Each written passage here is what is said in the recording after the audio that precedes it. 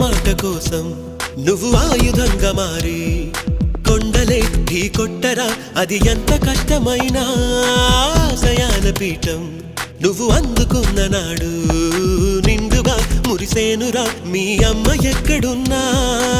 చేయూతే ఇస్తుంటే ఓ స్నేహ బంధం చరితల్లే మారాలి నువ్వెళ్ళు మార్గం.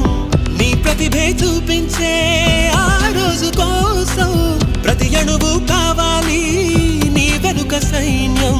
లేరా అడుగైరా ఆ శిఖరం చేరా, నిరుపై సాగరా ఆ గెలుపే నీదిరా, నీ రేపటి లక్ష్యం మరువకు సోదరా.